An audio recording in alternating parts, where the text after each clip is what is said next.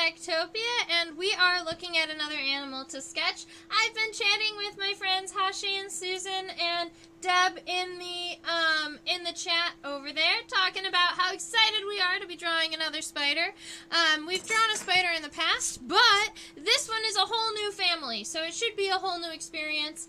Deb mentioned... Oh no, the link on the John Muir Law's site gets a 404 error. I will have to go and check that out. I thought that that I was no longer on that calendar because they moved the calendar to another location. I'm going to have to look into that. Alright, so we are looking at a long-jawed orb weaver, and it may not look like a whole lot from a lateral point of view, which is why I would really like to look at it kind of head-on so we can really get a good look at the long jaws. But keep in mind that the front of the head, or the front of the cephalothorax, actually ends right about here. And then from here all the way to the end of that dark place, those are our jaws, our long jaws. Alright? The long-jawed orb weaver is in the family Tetranathidae.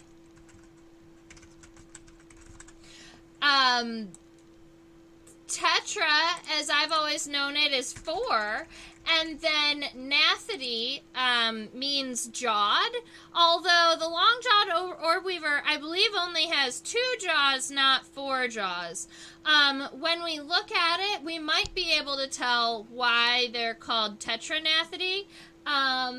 And this one is the male. Good observation, Susan. We can see that the end of the pedipalps up here are clubbed. The other thing that we can notice is, well, I guess you wouldn't know by size because we're looking at him under a microscope, but he is a lot smaller than his female companion over on this side of the vial. So she's going to have a much larger abdomen, so that she has all of that space for laying eggs. I believe this side of her abdomen, yeah, so she has this really pretty design, and this side of her abdomen is complete. I do believe the other side of her abdomen got a little bit of a rupture during the alcohol process. But they have these really long legs. They have really long jaws. They have 8 eyes that we should be able to see once we zoom in. And because we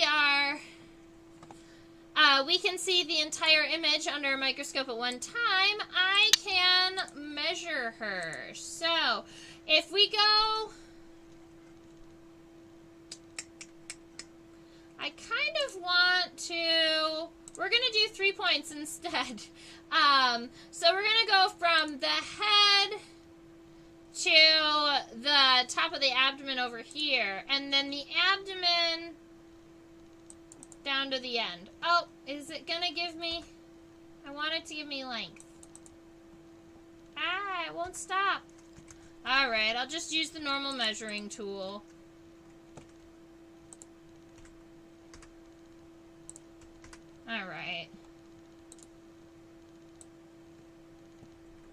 Alright, so I'm gonna imagine it's stretched out just a little bit, I think. Well, I've got a measurement of about 1.1 centimeters, and that's with a little bit of a curve in the body. If I straightened it out, I'm imagining, well, you know what? It might still be about 1.1. Yeah. So the body is about 1.1 centimeters on the female, and then on the male,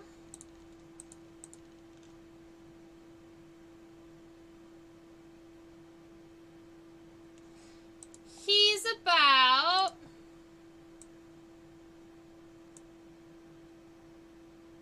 0.67 centimeters. Significantly smaller.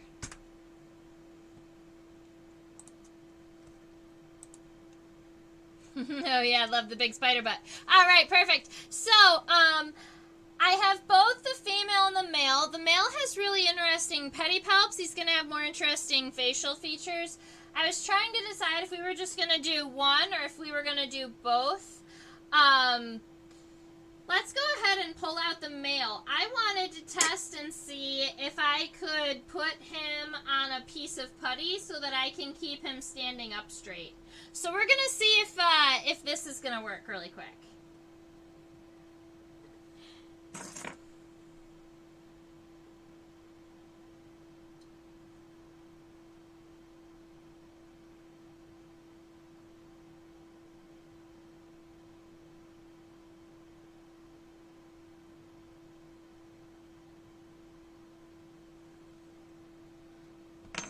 That seems to work. We just have to be very careful. Yeah, look at that.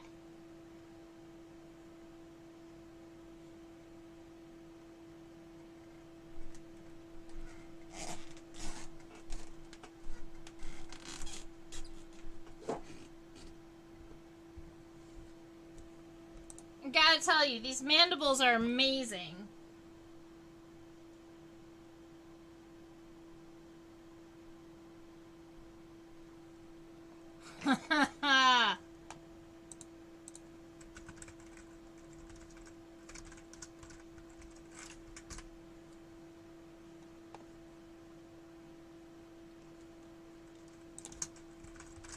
I have a thought process running through my head because with spiders, they don't have mandibles, they have chelicerae, which are the jaws. And so that's why my head was running, because I wanted to make sure that was correct. So they don't have mandibles. The jaws are actually chelicerae. And when we zoom in and we check out these awesome jaws, they start here at the base of the cephalothorax. So let's see. Where's my pointing fly? There he is. They start right about here, and they are curved outward and then have an inward point to them. They're pretty impressive. They have this joint in the middle of their chelicerae, and then these are the pedipalps with the little knobs at the end. The pedipalps are going to be used during the mating process. And palps is from the same, like, maxillary palps or labial palps. We talk about insects with their mouth fingers. But these, in arachnids, they have pedipalps. Pedi standing for feet, like a pedicure. So, they actually have palps that are like feet or like legs. Hi, Eric! Welcome! Oh, Eric was just about to say that. Perfect. I was like, yeah, I was going through all of the things in my head. I'm like, wait a minute, that's not about right. So, admittedly, spiders are not my main thing, but I know that all of you really, really love spiders. So, we're going for it today. Now, the common name on this one is the long-jawed orb weaver. And I know the family on this one, but I'm not sure of the exact species. I do know that both of these specimens are the same species because I collected them off of the same web. And normally, the ladies aren't going to let males of other species hang out on their web with them. So, the family name is Tetranathidae. Like 4 jaws, which is weird to me. If anybody has an answer as to why they might be called 4-jawed, let me know. Hey, this putty trick is good for getting a sense of scale by comparing my fingerprints. Oh, that's hilarious. I love that. Did you just collect these 2 today? No. These specimens were collected in July of 2021. Admittedly, it was in the very beginning of my road trip, so my label still just says number 1. So I'm not exactly sure where it was. I'd have to go back through my notes and figure out where my first stop was.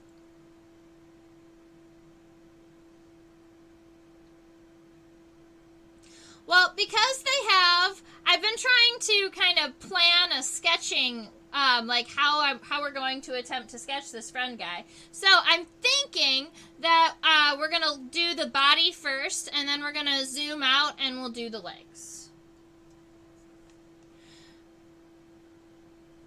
See, doing spiders is a little bit more difficult because they're in alcohol, so they're not on pins, and they tend to be a little bit more tricky, I guess. But you can see clearly all 8 of his eyes. I almost said her. Alright, so I'm going to come into my sketch, and I'm actually going to give myself a lot of room on the top because I want to make sure I'm leaving that space for those legs that are going to be coming up and over. And I'm probably going to end up in the words anyway. So I'm going to start way down here with the front of my cephalothorax. So right about here is the front of the cephalothorax, and you can see 1, 2, 3, 4 eyes here, and then underneath there's 2 here, and then one that is diagonal going this way, and one that can see diagonally going that way. So you do have 8 eyes on this spider. And like every time, I start with a very light outline, and then we're going to come back and kind of fix and darken these lines after we zoom in and all of that. So, here we go. The front of the cephalothorax is right about here, and then it gets wider and narrower, almost like a diamond with its ends cut off.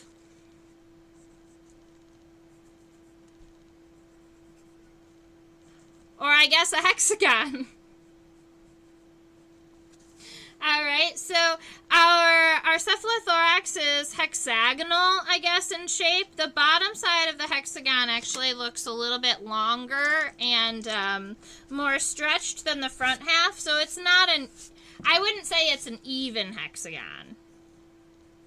Alright, you're going to have your 8 eyes going across. I'm just going to give myself little ideas of where they are. Right about like that. Okay. Let's go ahead and move it back so we can see what the approximate shape of this abdomen is.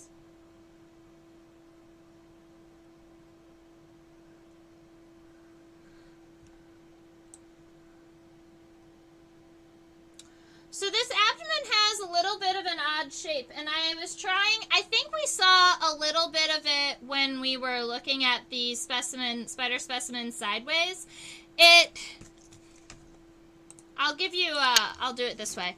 If you're looking at this abdomen from a lateral point of view, it comes up from the connection of the cephalothorax, and then it comes out, and then it actually angles down. So the abdomen is longer on the bottom than it is on the top. So right now, we're focused in on the top, and it looks like the abdomen might stop here. But if you look at that shadow, it goes all the way down to about here. We just have to change the focus to see the end of the abdomen.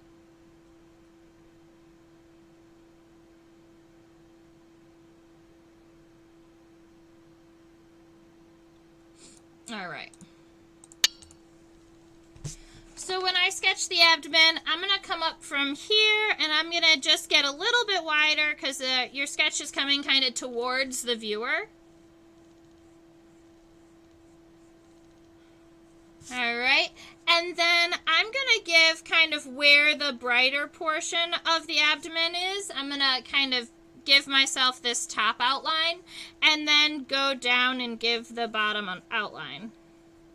Because I know that this region down here is going to be just a little bit darker, and we may be able to kind of change the design angle based on that too.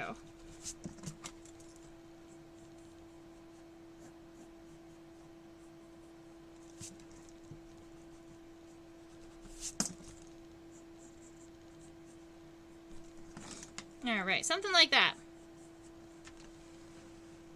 So we have a cephalothorax. We have an abdomen. Oh, I meant to spell out cephalothorax for everybody.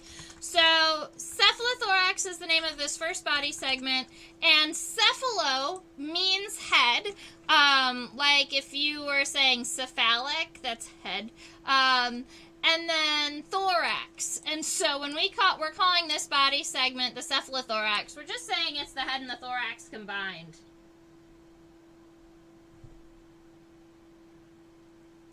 All right, let's get the long jaws sketched in here, and then our pedipalps, and we'll zoom out and get to our legs.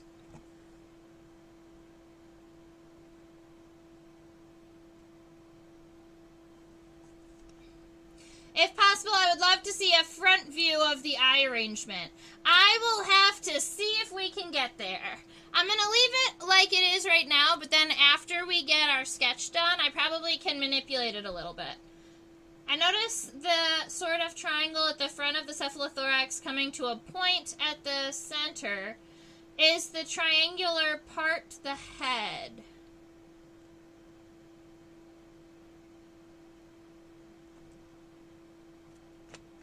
So, if you're talking about this central point here and then the angles that come out of that,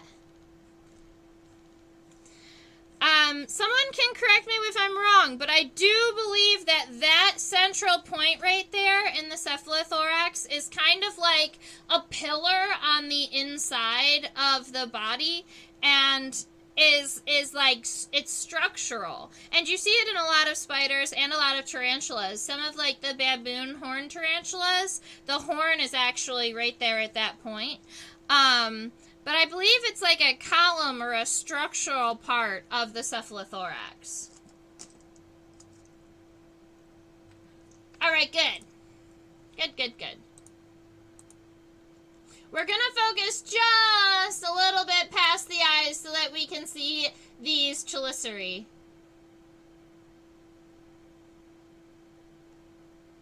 Oh, they're so cool. Maybe they call them tetranathidae because of the bend in the chelicerae. All right, so the base of the chelicerae take up the entire front of the cephalothorax, and they're going to be angled outwards.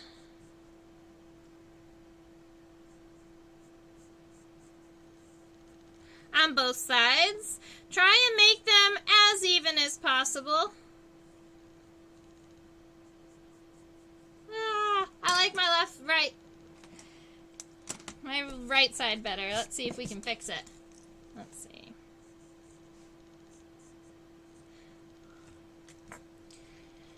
All right, and then from the front of these chelicerae, let's see.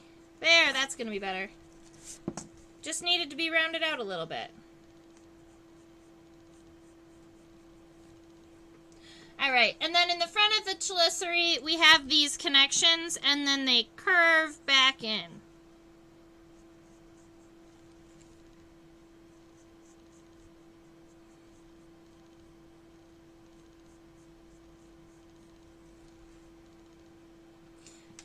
They're even longer than this one.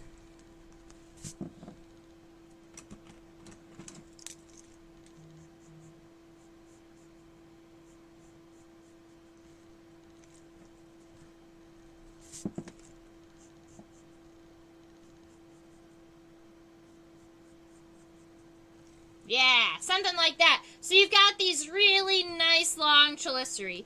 And then right after that, those next guys that are connected, those are the pedipalps. And these are the pedipalps of the male.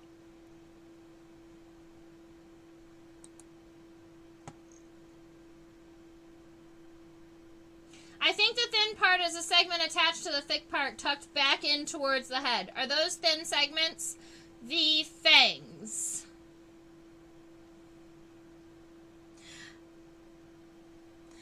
So this thin segment is a second segment connected into here. Let me look it up really quick. Because I would call the entire thing the chelicera. The chelicerae.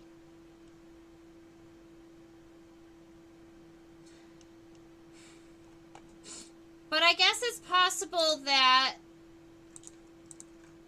it's the chelicerae and then the fangs.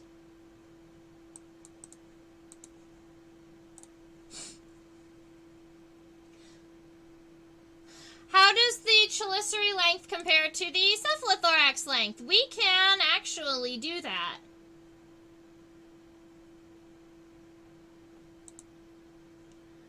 This is how it compares in this view, but what I can do is actually take our little measurement tool and go, all right, from the base of the chelicerae to the end. The chelicerae is approximately 0.17 centimeters, and then the length of the cephalothorax is 0.27. So 0.17 and 27? 15 and 30? Approximately. What? Just trying to come up with better numbers to compare, but not happening. Sorry, guys. Alright, so we are going to go ahead and zoom in on these pedipalps so that we can sketch them a little better. Look at those legs. They're so impressive.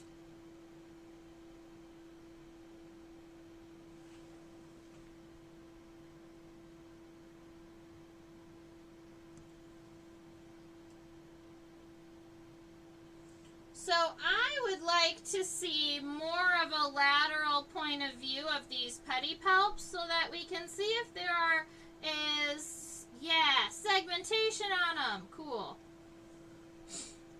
And then I'm going to see if I can get that leg out of the way. Because I guess that's the good thing about alcohol specimens is there is some movement in the legs.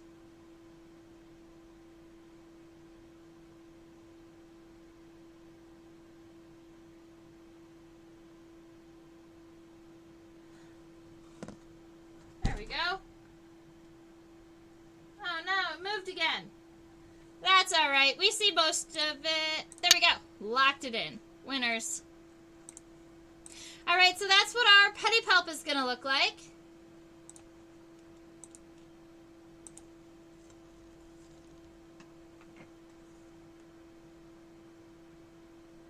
Oh, there's some great spines on the chelicerae too. Oh, check that out. Yeah, we'll have to zoom in and see if we can get that into focus. One of the spines is actually right about here, but we'll have to focus up a little bit. And I want to get the pedipalps done. All right. So the pedipalps are connecting right about here at the base of our, kind of right behind the chelicerae. And there's so many legs, they're going to go around each other.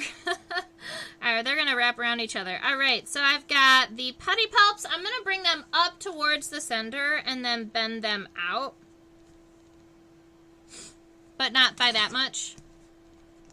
You guys are going to laugh at me. Sorry.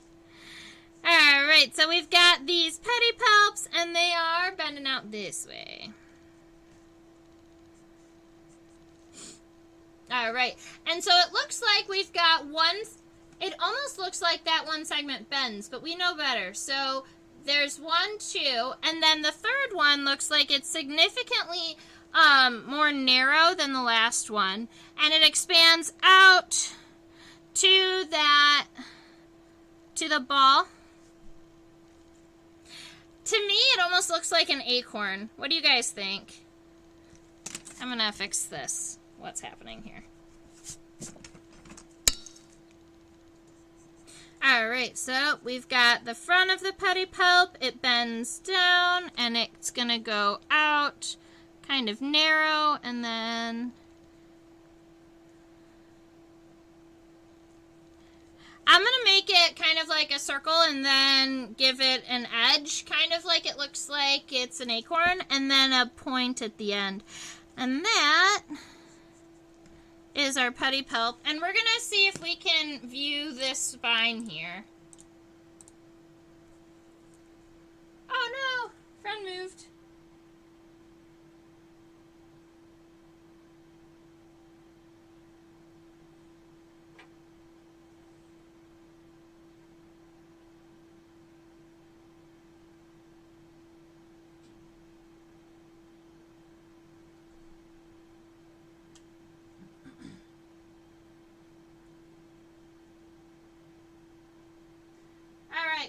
get you guys the best front-on view I can, and we're going to see about finding those spines in the mandibles. There we go. Our chelicerae. See, you guys have me talking bugs all the time. Look at that. I need you to stay, buddy.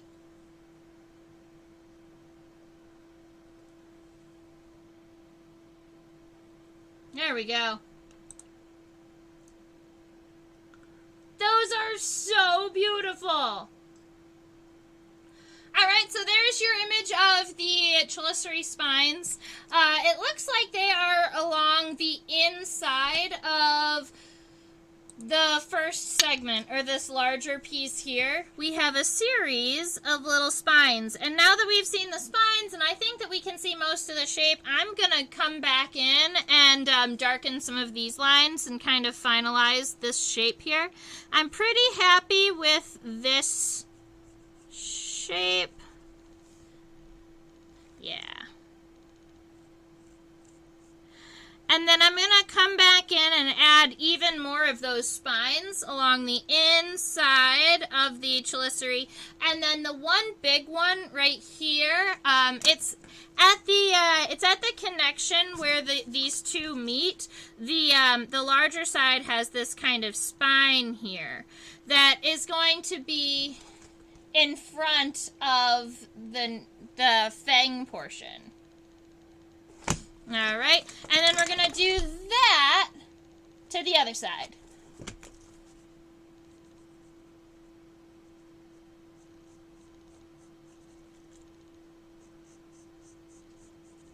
Alright, so we've got the point here where they match. We're going to be adding all of these spines on the inside, and then the fang portion.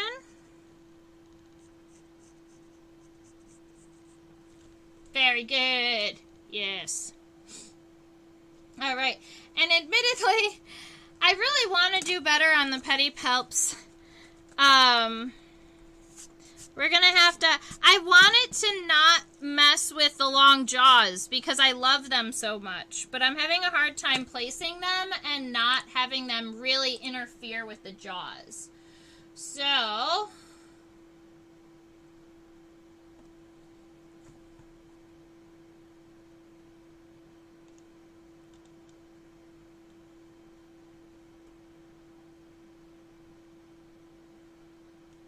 look at them. We can look at them from this angle too.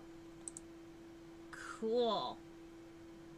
Yeah, and from this view, you can definitely tell that that's two segments. Like I said earlier when we were looking at it, and it's like, it looks like it's one segment that bends, but we know better because segments don't bend, right? Very, very good.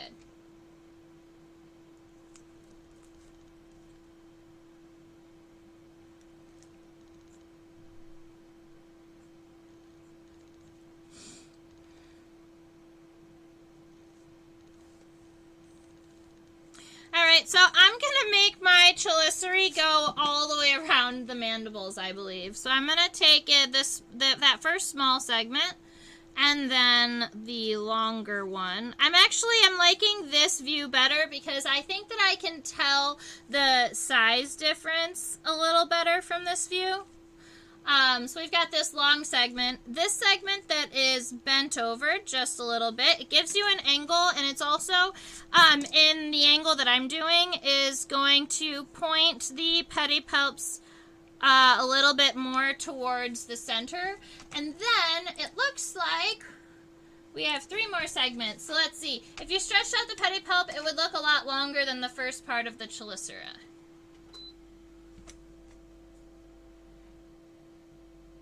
Yes, and so that's why I am continuing it out. So I think you're right. We could even make this a little bit longer.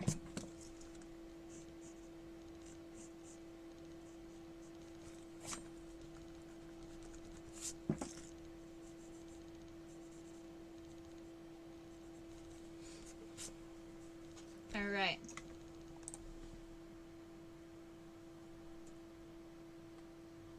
I was going to attempt to count the rest of those segments,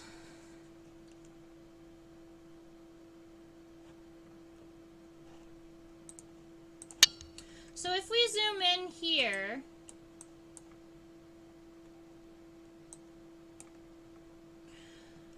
we have this one that's small and narrow, and then there's something weird happening with this segment, and that's what I was trying to figure out, because it is a ball on the end, but it doesn't appear like solid. I'll leave that there for you guys to check out.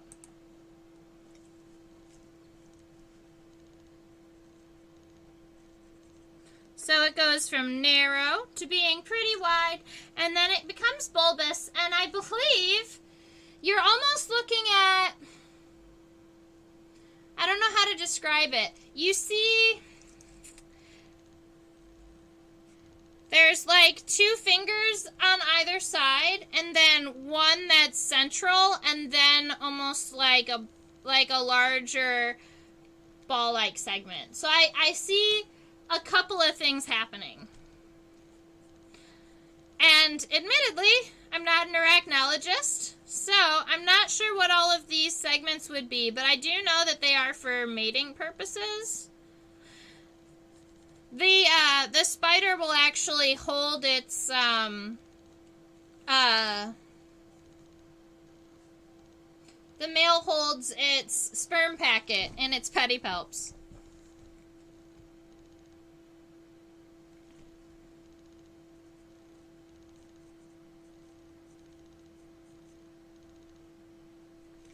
So that's where I'm gonna leave mine, with this little image next to it to kind of show what I was seeing zoomed in.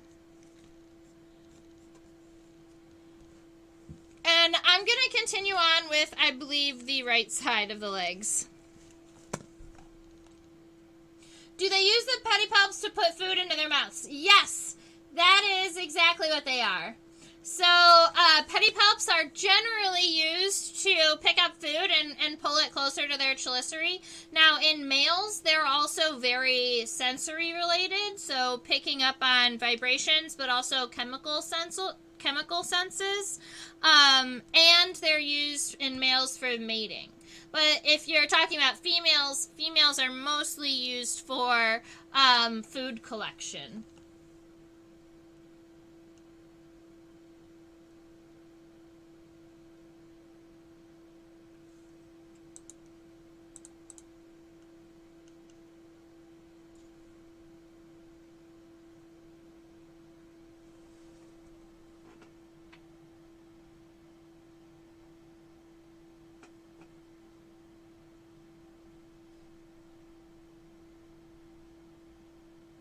I guess you also have a really great point there. You mentioned that the bulb at the end of the pedipalp would probably be about as wide as the fat part of the chelicerae, and that's something that I hadn't sketched on my paper yet. I had made it a little narrower, but I will totally agree with you. I'm going to have to edit my sketch just a little bit.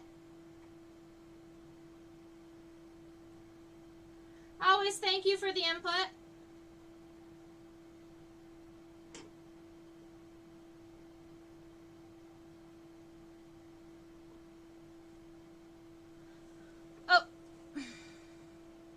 The viewing area is a little bit different for you guys than it is when I look at it under the microscope.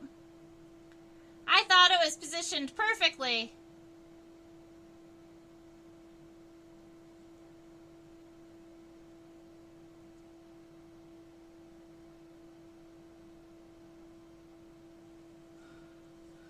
Alright, so this is our long-jawed orb weaver from a lateral or a side point of view.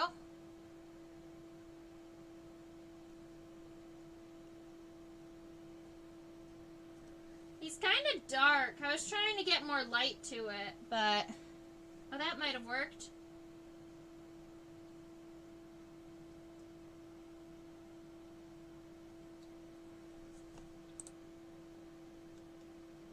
That gives you an idea of the shape of the abdomen, and if you are looking at it from a, I I didn't get to the cephalothorax. Derp.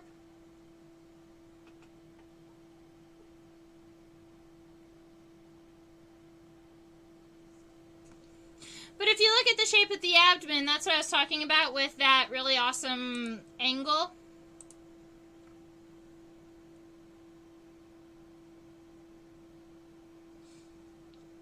Alrighty, from this point of view, we can see the dorsal of the cephalothorax and really get some detail into it, and proper placement of the eyes. I haven't done that yet. So let's go and focus in on that and zoom in as far as we can, see what we can see.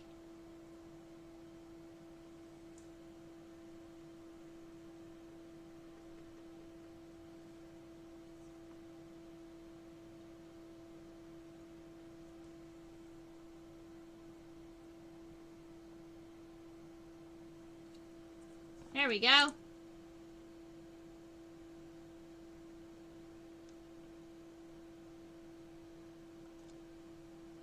It almost looks like it has white hairs surrounding the cephalothorax. Yes, it does. That's so pretty.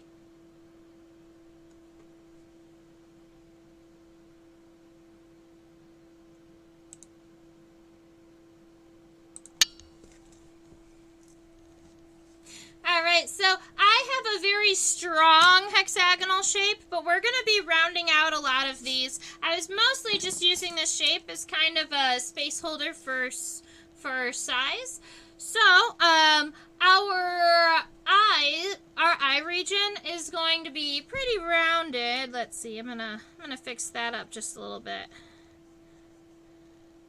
Alright, I'm going to keep the same width up here, and then I'm going to start the front of my cephalothorax, kind of with almost like a little tab here, and then I'm going to come out wide to the widest point on my hexagon, right about here, and then narrow it back down. And then I'm just going to try and make sure that the left side matches the right side.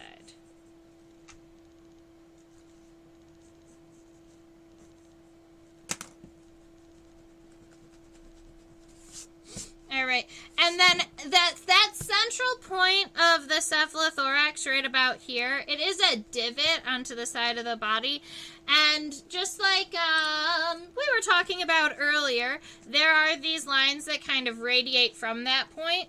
Now, when a spider is molting or shedding its exoskeleton, the top of the cephalothorax is called the carapace. And the carapace actually pops off, this whole top pops off of the body, and then the entire spider fits out of that one hole. So it'll pull all of its legs and its abdomen and its fangs, everything out of that one space. It's really, really cool to watch if you haven't yet. Sometimes when people are watching their spiders molt, they won't realize what their spider is doing, and they'll think the spider is dead because it's laying on its back.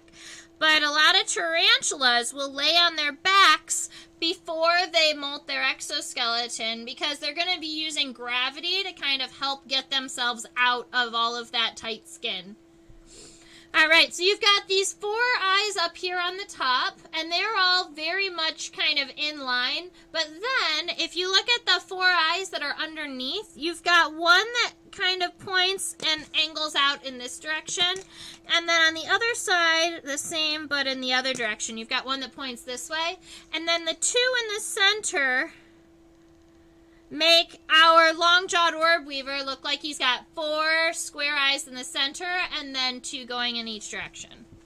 Alright, so that's going to be our body shape.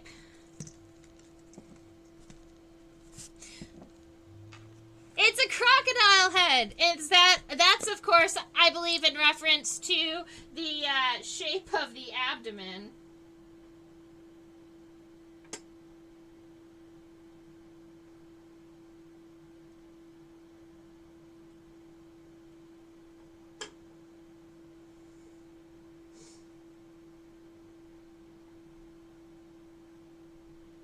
I totally see it.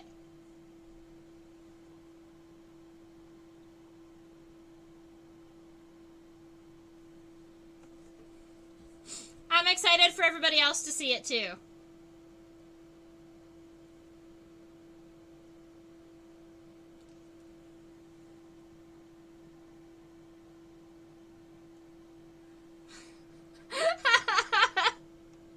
That's awesome. Let's see if we can get it into focus so you can see what I see. Oh my goodness. It even has an eye and nostrils, guys. It couldn't look more like a crocodile head if it tried. Alright, so what I'm seeing is an eye right about here, looking forward. You've got the center of the mouth part here, and the jaw, and then the nostril right about here. The abdomen definitely looks like a crocodile. But, alas, here we are. So, because the front of the abdomen goes diagonal and it kind of goes over top of the cephalothorax, even though the cephalothorax ends even, I'm going to kind of round the abdomen up over the cephalothorax so that the abdomen is a little bit kind of more straight on the body. That makes sense? I'm picking it up.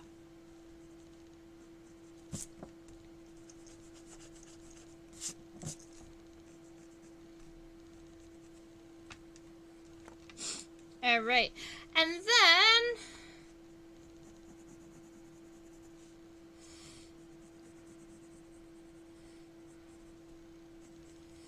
I really want to look at it from a dorsal point of view if I'm sketching it this way, but I wanted to see that alligator head one last time.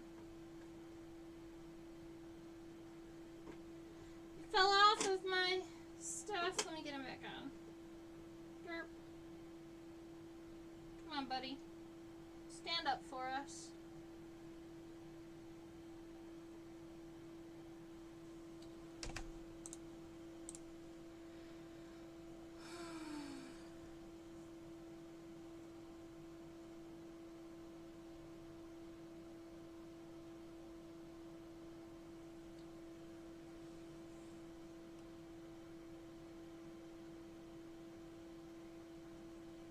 You guys saw my fingernail for a minute. I normally try and keep my fingers out from under the microscope. You don't need to see my hands that close. Alright, so that's our abdomen from the top. I'm just seeing where I want to kind of add these lines that are going to come in, show us where the darkening is, and then kind of narrow our abdomen out. I'm going to actually make it even more narrow than I had originally planned.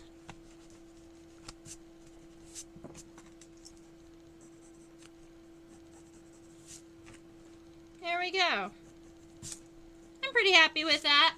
And then there is some kind of darker shading here and on the edges, so I could come in and just add a little bit here. And then a little bit of graphite on the bottom just to give it that darker appeal because it's further away from us. And that is a happy body.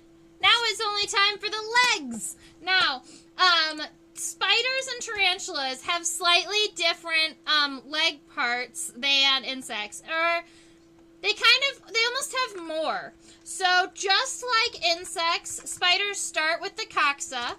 That's kind of the hip bone. That's the first segment. Then you have what we call the trochanter. Alright, so you got coxa. Trochanter is the connection between the coxa and the femur, right? So the femur is the first long segment. Let's go ahead and I want to find a leg that may be a little easier to see all of the segments. We'll go ahead and just do the first leg. Alright.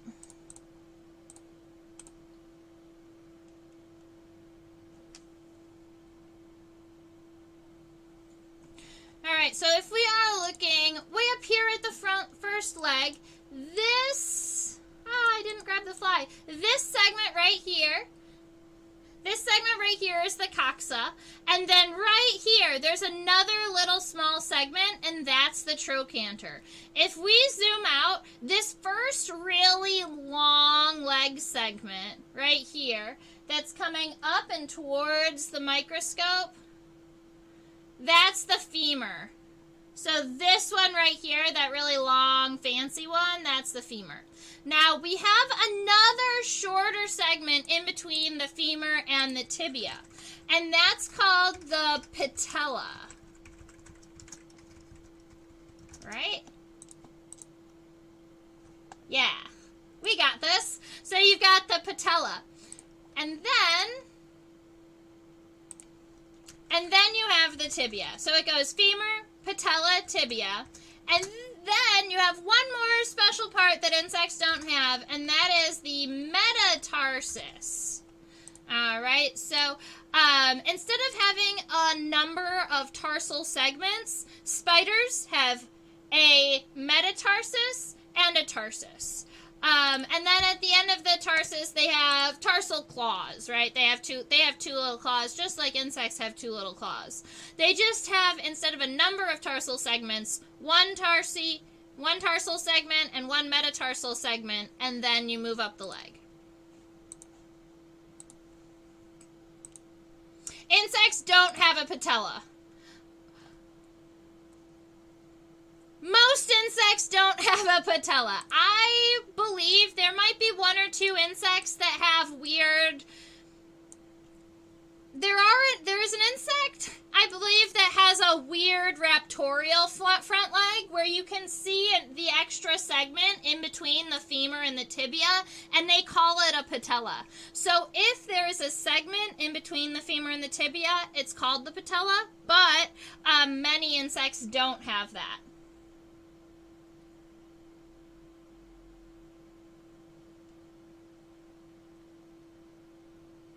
What connects the abdomen and the cephalothorax? You're really close to a cephalothorax. SP means spelling. And cephalo is with an O in between it. And your question is, what connects the abdomen and the cephalothorax? They're connected to one another. I'm not sure if there's like another segment that connects them.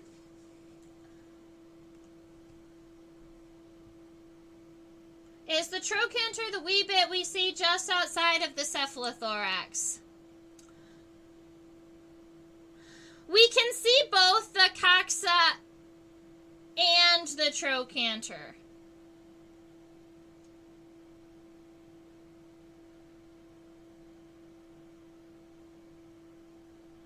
They're both little wee segments that are coming out of the edge of the cephalothorax. So let me go ahead and show you that focus one more time.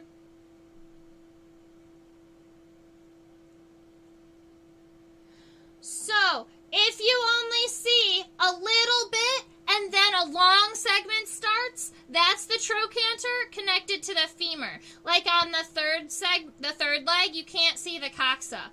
On the fourth one, this little bitty peg right there that goes eep eep, that's the coxa and this is the trochanter. But on the first and second legs, you can see almost the entire coxal segment. So it's right here and right here, and then you've got the trochanters in addition here.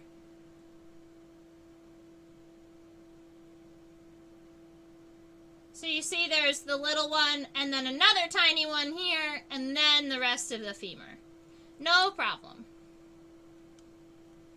Alright, so what I think I'm going to do is leave us as far zoomed out as I can so that you can see the lengths of these legs yourself. I'm going to do my best at keeping our body in approximate ratios, but... Alright, we're going to put it back in the alcohol. Maybe that will help out the situation. Yeah, that'll be better.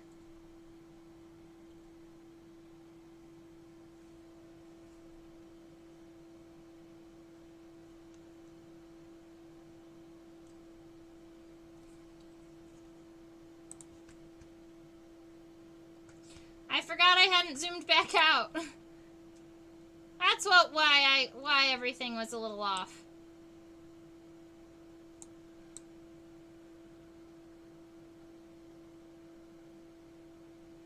So pretty. Alright, and from this this point of view, we can see all of the legs.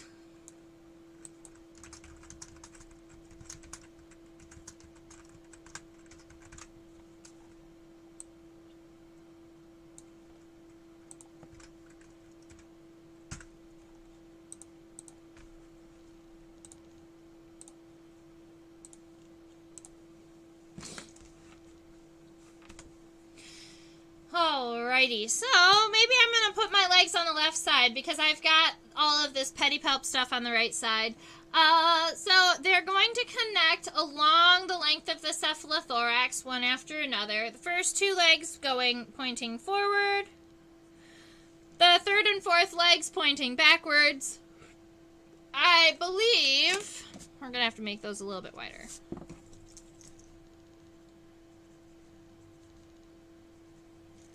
I believe the third leg is just after the widest part of the cephalothorax, and it's going backwards. And just like in other orb weavers, the third pair of legs are the shortest. In fact, the third pair of legs are going to be half the length as all of the other ones. So if you make two of your legs going up, the third one coming out, and the fourth one coming back, hopefully our legs don't run into each other too much. So the first two legs, we could see both the coxa and the trochanter, but on the hind legs, we were just seeing the trochanters.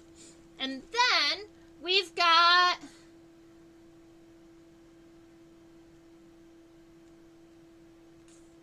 from this angle, the chelicerae look as long as the cephalothorax.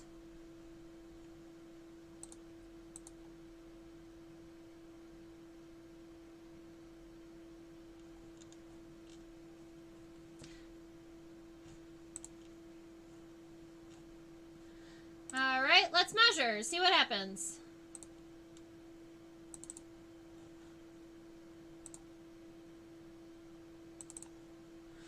So they are closer on this angle. On this angle, I have 0.24 versus 0.21.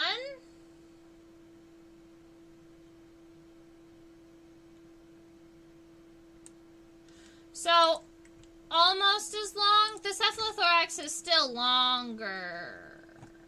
Or I guess maybe...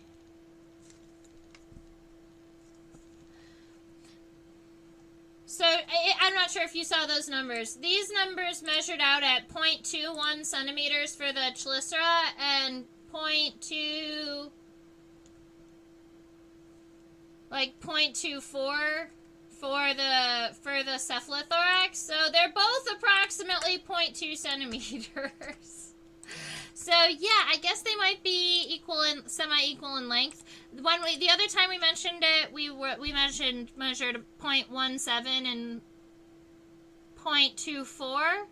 So 0.24 has been the same, or 0.2. I don't remember. I didn't write them down, but as it turns out, you know, the specimen is angled a little bit, so that is going to change the measurements. Yep, saw the new numbers. Okay. Good, good, good. Thank you.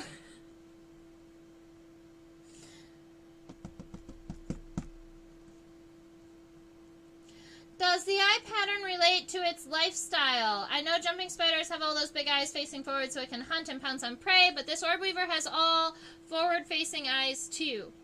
I'm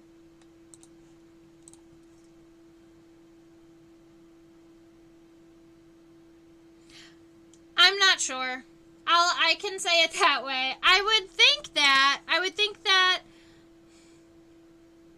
they have forward-facing eyes due to the shape of their web. Because they're generally facing down and their prey hit generally underneath them and then they go eat. So it might be because of the angle that their web goes. But a lot of spiders have forward-facing eyes. What makes the jumping spider's eyes so unique is their ability to focus. So they have depth perception, where many spiders don't. Aha! They're nearly blind. Thank you, Eric! So, forward-facing eyes, and maybe it's just how they've adapted.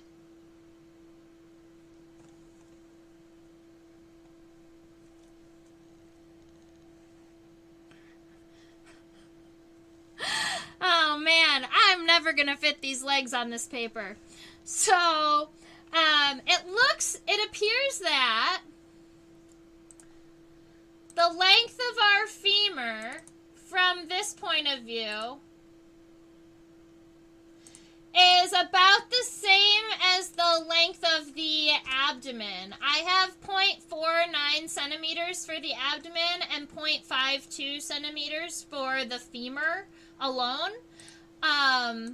So when we are sketching this guy, you might be able to use the length of your abdomen as a key for how long these legs should be. And my femur is almost going to go off the page, and then we still need to add, like, I don't know, 4 more segments. So let's see what happens.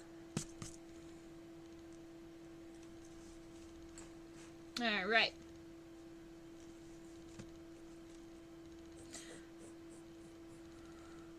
So we have femur.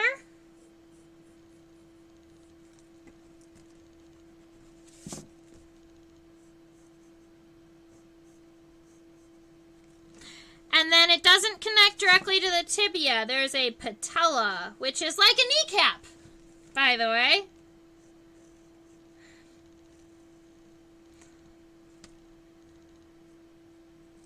All right, and so right here we've got another, we have another kind of smaller segment. These almost make the long-jawed orb weaver look like he has some knobby knees.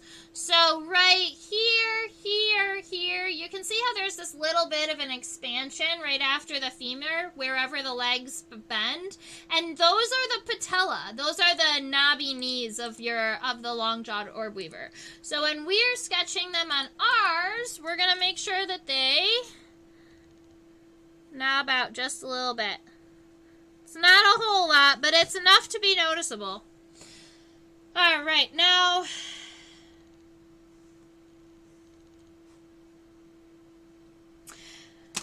I'm considering erasing the name and folding my legs under here. So let's see what happens. If I have my the coxa, the trochanter, the femur, the patella, then our tibia is next, and the tibia on the front leg is even longer than the femur. So what I'm going to do is probably go off the page and then bring the metatarsus back. How about that? So this guy goes off of the page, and then I'm going to fold the metatarsus and the tarsus back towards the body. So if we were looking at our spider friend here, we've got, this is the femur, that's the patella, this section is the tibia, and then if you start here and you continue all the way till you see where this bend is, that is what we call the metatarsus. And then this one right here, the very end segment, that is the tarsus. Tarsus is the singular term for tarsi. Oops. Don't move, friend. So if I continue my tibia out and then bring my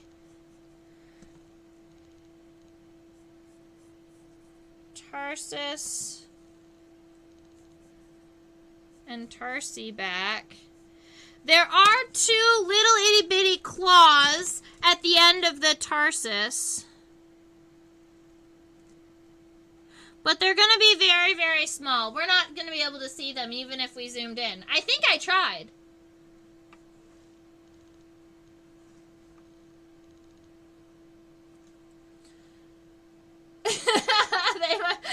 They perceive various intensities of light. Yeah, so they might be able to see light and dark. Like, I tell kids, like, looking through a piece of wax paper. You can perceive light versus dark, but you can't really see shapes or colors. So they're essentially 8 simple eyes. If you think about that on an insect, right, the compound eyes are where you get all of the really great visuals and colors that we can't see and all of that type of stuff. When you're talking about the simple eyes, that's what spiders and other arachnids generally have.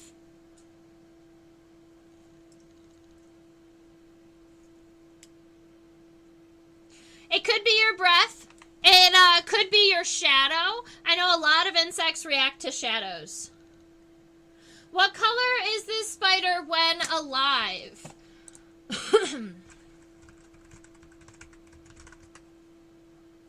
I believe the color was very similar when it was alive, but what I can do is look up a picture. I believe I photographed this specimen before I collected it because I just thought that the jaws were so cool.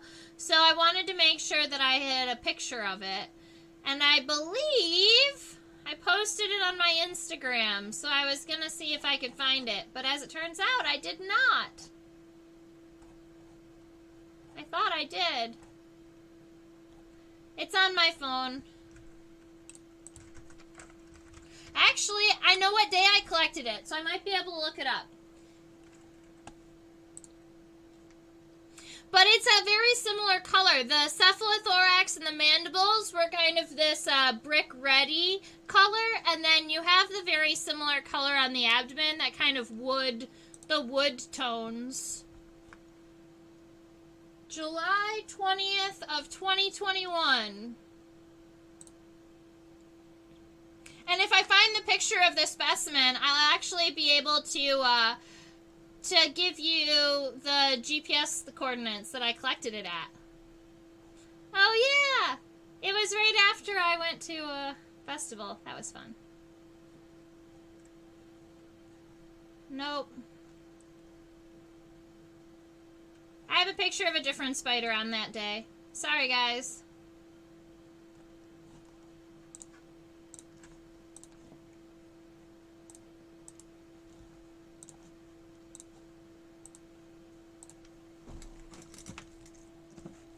All right, so we've got this leg. The second leg is a little bit shorter than the first pair of legs, so we'll be able to kind of take some measurements and just shrink them a little bit. So the femur is slightly shorter on the second pair of legs, and then you still have that knobby patella. And I'm going to bring the tibia at a stronger angle here so that I can fit it onto the paper. And the tibia here is maybe just a little bit longer than the femur, but pretty close to the same size. So I'm going to say right about there. We have our second pair of legs, so that's the coxae, trochanter, femur, patella, tibia, and then we're adding the metatarsus and the tarsus. So the metatarsus, I'm going to pull kind of towards the specimen again.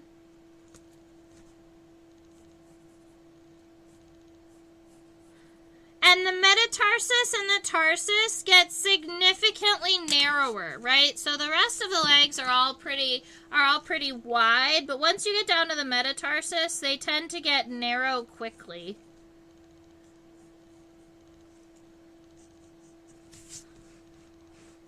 Awesome.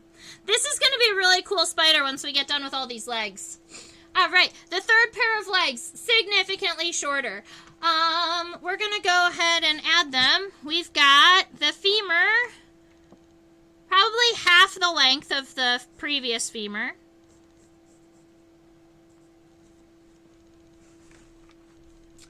And still a knobby patella.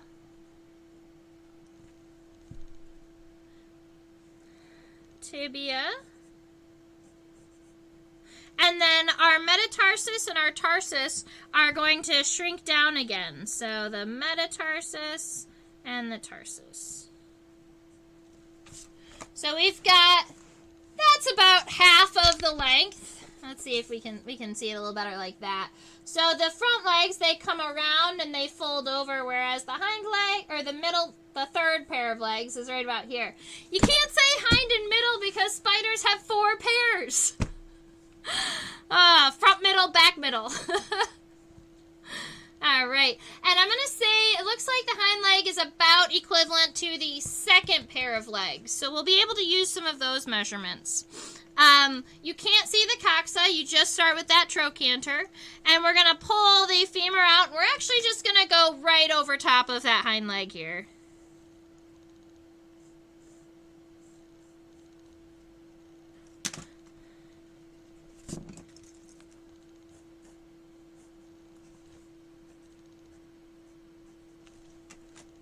Alright, so we've got a femur, and then our patella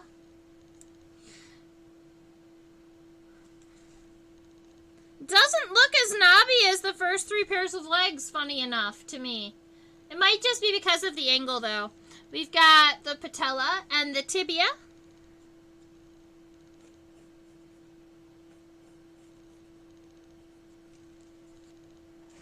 And I'm going to fold the metatarsus and the tarsus back towards the body. So I'm actually going to bring the tibia just a little bit longer. And the metatarsus and the tarsus are kind of going to fold around the body. And if all 4 of these legs were copied over in this direction, you would have a lot of overlapping ends here and there and everywhere. I'm not going to add the other set of legs, but you always can. And it's possible that I will add them digitally. We'll see what happens. That is a beautiful spider. I'm pretty happy with it. You know, sometimes spiders start off a little bumpy, but we got this one good, I think. I hope that you have enjoyed sketching our spider with me today. The last leg is more slender in general. Do they use the different length of legs for things? The shorter third pair for wrapping up prey? I'm not sure if they have specialized legs. For different purposes. You know, if anybody else has input on that, I would love to hear it. I do know spiders like orb weavers. I can tell you some fun facts about orb weavers I do know, though. The males, when they're entering the female's web, will a lot of times pluck the silken strands of her web, and they play music on her web so that she knows that he's a boy that's come to mate and not food, right? So she can actually tell the difference between an insect that's flown into her web and has gotten all caught up versus a male that's kind of turning her web into a musical instrument. In fact, as orb weavers are laying their silken webs, you can watch them when they're going all the way around in a circle and they're spiraling down to the center. They're going to pull on their silk, and then they actually will use their hind legs to pluck the silk as they're laying it. And what they're doing is they're checking for the tension of the strand, because they can tell what note is supposed to be played, essentially. They know the vibration at which the spider silk should vibrate. So they're connecting their spider silk and strumming it along the way so that they know that all of their silken strands are kind of like evenly pulled and at the same tensions. So that's really interesting.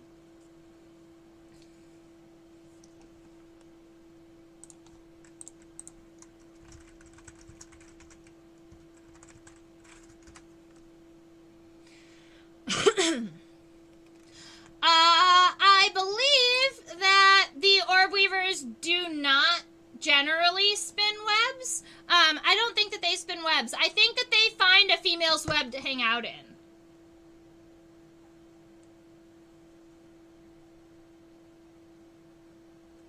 Can we look at Can we take a look at the female once we're done with this one? Yes, I believe we can. I think I'm mostly done with this specimen. I was pretty happy with the views that we got. So we can pull the lady out and we can put her on the we can pull the lady out and put her on the putty if you'd like. Her face, her abdomen doesn't look as much like a crocodile as the male did.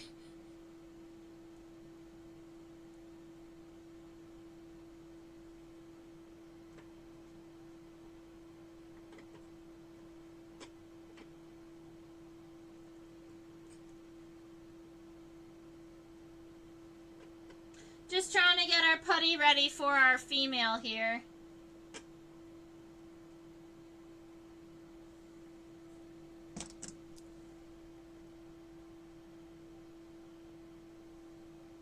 Oh no, lady, don't fall.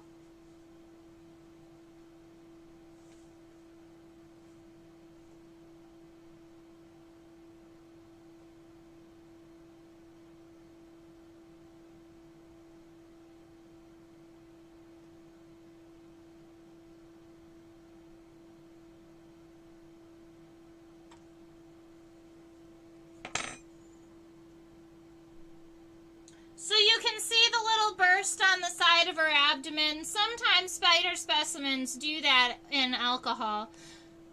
Makes me sad when it does. All right, so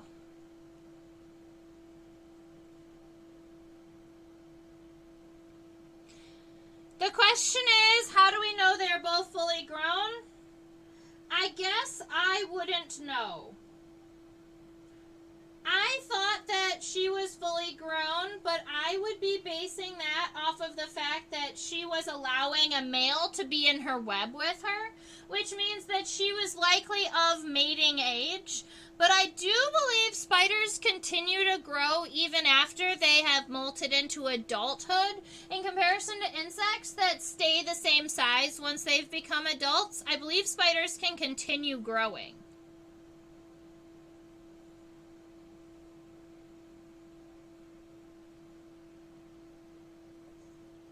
There you go. Thank you, Eric. So the pedipalps on the male, the fact that he's got those super bulbous ends of the pedipalps mean that he is a mature male. In tarantulas, we call that hooking out because tarantulas also gain a little hook on the bottom side of their pedipalp that's used during the mating process. So we call it hooking out, but only the mature males are going to have their pedipalps expanded like that. Thank you. Yeah, that's awesome. I appreciate that. All right. It occurs to me, are both of these fully grown? We answered that. Yay. All right, so normal length pedipalps. I was trying to see what else we can see. So, yes, the legs of this lady definitely are spotted or speckled. She has this really pretty, she does have some kind of cool designs on her abdomen.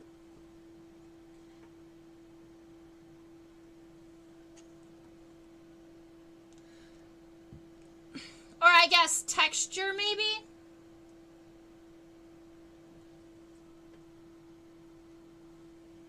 There we go.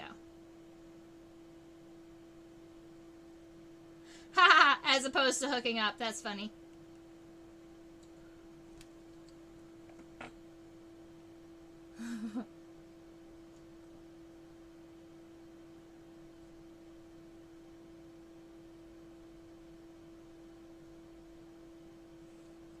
So you want to know what the lump is on the right side of her body?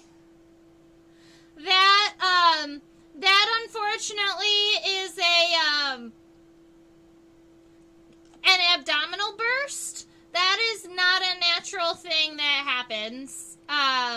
She was collected without that, and then while the specimen was in the alcohol, likely as the specimen was dying, a part of her abdomen burst. And That's what that is. It's some of her internals coming out a little bit, and it's not something that I can fix. And so I was trying to leave her on the side where you couldn't see it, but alas, it's what happens to specimens every now and again. And I don't really have an answer as to how to fix it or how to stop it from happening. But I want to see, there's something weird happening on the bottom of her. Oh, there. I'm going to flip her over. We didn't flip the male over. I want to see the bottom. Yeah, what is that?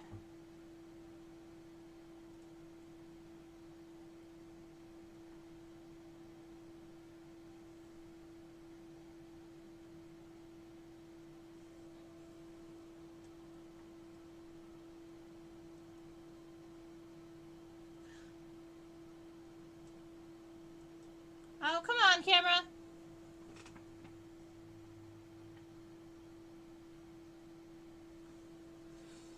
Alright, so from this side you can definitely see the cocci, right? So this right here, that right there, they're big and bulbous from this side. I want to know what these are. I was seeing them as she was turning, and as she was turning, they almost look like they're kind of spatula shaped, and they are underneath her mandibles. And I've never seen anything like that on a spider.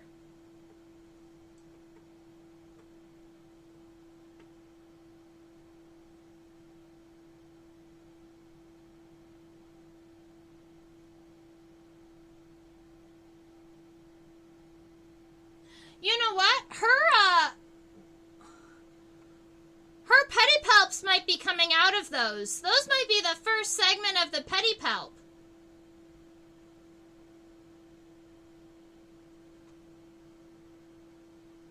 They're like wide and flat. I have no idea what the function of those would be, but that's a cool little thing. Sorry, guys. I got nothing else. Alright, so those are endites. Ooh, Eric, what's an endite? I love new words.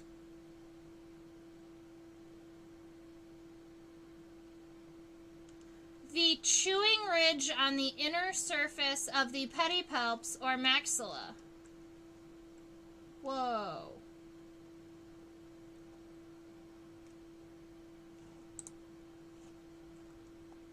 That's really cool.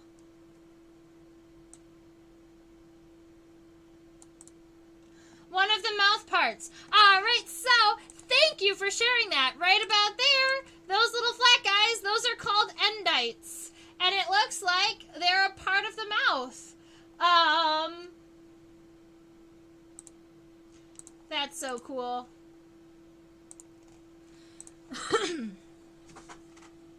Super duper appreciated. See, we can learn from each other during these live streams, and that's, you know, that's something that I would like to continue doing and even expand, because I love learning from you too. And as an entomologist, I am always learning because there is always more happening. All right. Do we have any final questions about our spiders or any other location that we would like to see? I can put the female back in the alcohol if we would like, or I can turn her or flip her any direction we want to see her.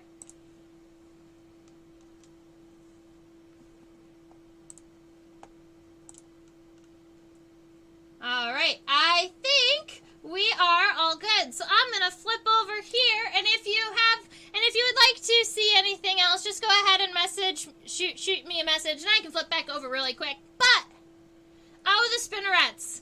Fair enough. Let's do that.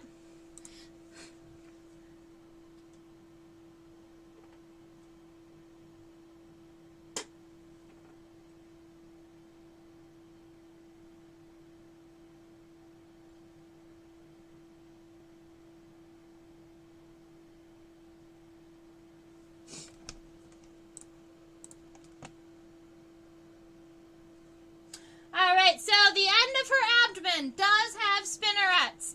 And it almost looks like 4 little knobs in a square. And I do believe that when spiders are laying their silken threads, there's more than one little thread coming out. They're taking lots of individual threads and they're kind of weaving them together. And they can determine the thickness of the silk by the number of threads they're combining. And so they'll like make different thread thicknesses depending on where it's going in the web. Like the big ones that hold the web together on the top and the bottom are going to be a lot thicker and stronger than the ones in the center that go circular. And you've probably seen that when you were observing spider webs. You're welcome, Eric, and thank you so much for joining us. We really always appreciate you when you hang out with us and share your knowledge and sketch with us. I hope that you're proud of your sketch too. I think these are awesome. Spinnerets are like shower heads. Oh, that's so funny. I love that. An analogy, because yeah, they can come out in all different angles and they mix and match and they make them thicker and thinner, and yeah, very much the case. So thank you, ladies and gentlemen. Keep in mind, I teach on a platform called OutSchool. Also, if you know a 5 to 8 year old or a 9 to 12 year old that would like to check out insects under a microscope with me and talk all about their life cycles and different things. Today we went over fireflies, and I always do my sketches with the insect studies groups and markers, and so the kids can draw along with me if we'd like. So you can always check me out there at OutSchool.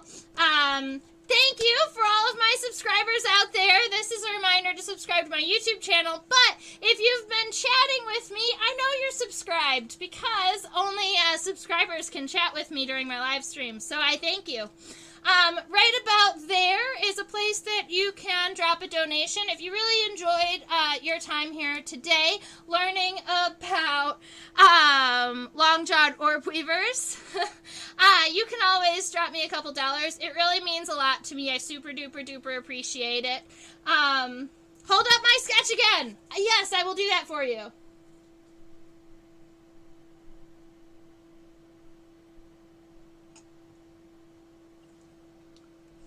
Okay. You guys are so funny. All right. So this is my sketch, but you can always share your sketch with me.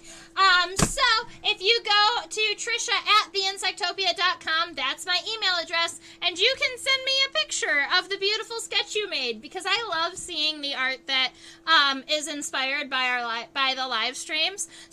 Many of you sketch just exactly what I'm sketching, and we sketch together. But some of you out there add many of your own details and flair to your sketches, and color and life, and I just love that too. So I love to see all of the different forms of which these classes, take. I also have an Instagram if you'd like to follow me. It's @Insectopia2015. Any chance of a harvestman at some point? I think they are so beautiful. It's possible. You probably could convince me to do a harvestman. I don't have a specimen of one at the very moment, so I would have to go and collect one. But you probably could convince me. Although, I never feel as knowledgeable when I'm talking about arachnids as I do when I'm talking about insects. I wish I could tell you more about their life history, or how many eggs they could lay, or, all of the fun life history type stuff, how long they live, how they breathe. Book lungs. Tarantulas use book lungs. I'm not sure if all the other spiders do too. So I would like to learn more about spiders as we continue on. So we'll see what happens with that. I do regularly see harvestmen at the nature center that I work for. So I probably could, although I'm not allowed to collect from the nature center, so I'd have to go to a forest nearby. Alright, so I I hope you all have a wonderful rest of your week. Thank you so much for spending your night with me tonight. It's 11:30, so we hit about an hour and a half. I'm pretty proud of that. And let's see. We are going to be live streaming again on Sunday at 4 p.m. Eastern, and then next Thursday, the 19th, at 10 p.m. Eastern. So I'd love to see you guys there. Have a wonderful week, and stay buggy. Bye, guys. Hashi, you rock too. Bye, Deb. Bye, Susan. Bye, Eric. Thank you all for joining me today.